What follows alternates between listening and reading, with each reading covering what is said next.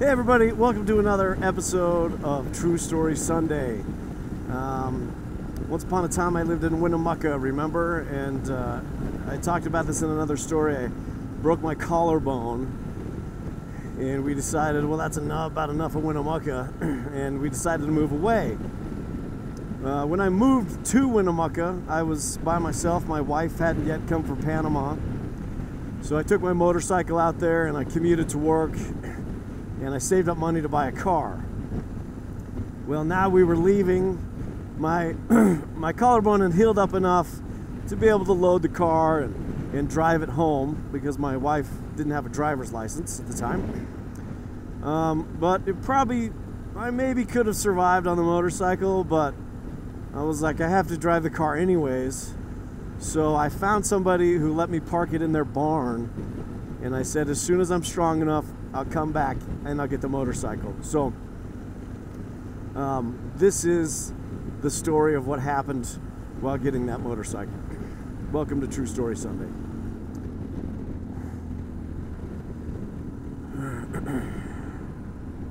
So there is trains in the United States. Did you know that?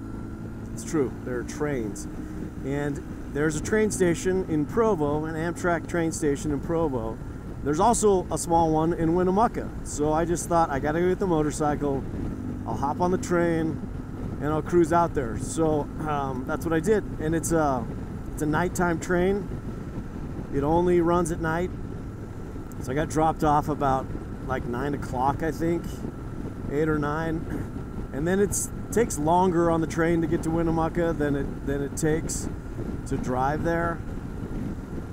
And I think it took like 6 hours to drive there. So it was either 7 or 8 hours on the train. But it was at night, and I figured, whatever, I'll sleep, it'll be fine.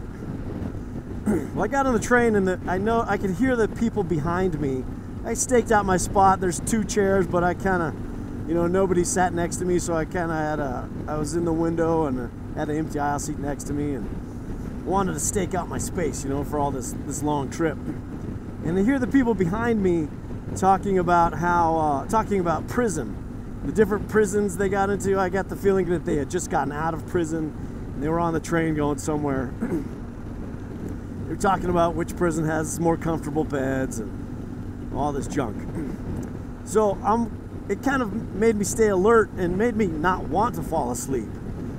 And my wife had packed some snacks for me, and she threw in a couple fiber bars, and I didn't know any better. They just looked like regular granola bars to me.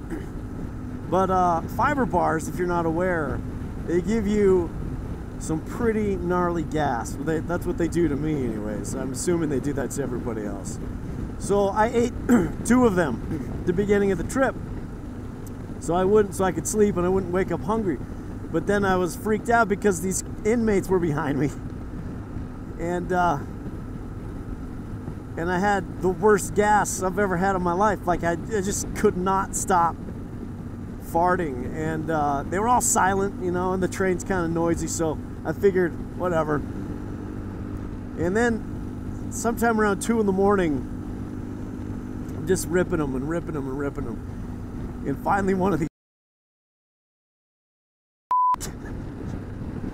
and I pretended to be asleep, I'm pretending to be asleep so I don't get murdered by these guys for having terrible gas.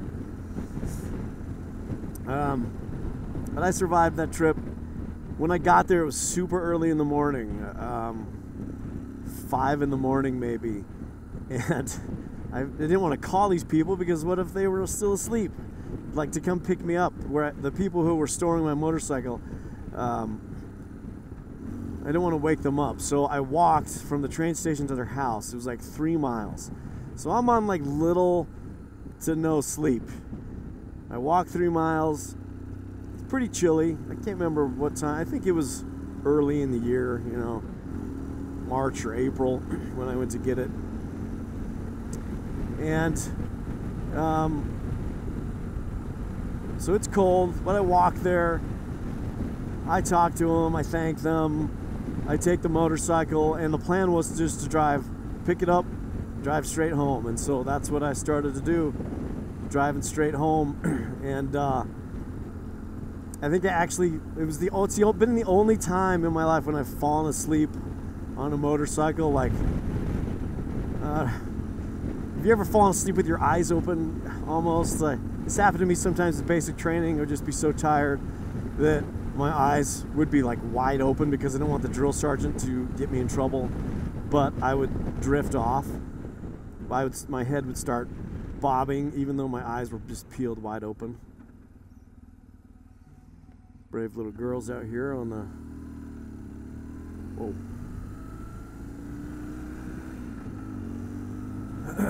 That's what happened to me on the motorcycle. I would suddenly realize I was drifting towards the side of the road and have to correct. And by the time I got to Windover, I thought, oh man, I need to stop here and eat a bunch of candy and drink a bunch of caffeine. But it did survive, and I got the motorcycle home.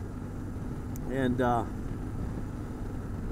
don't eat fiber bars when you're on an Amtrack ride. Okay?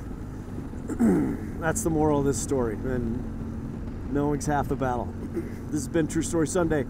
Check you later.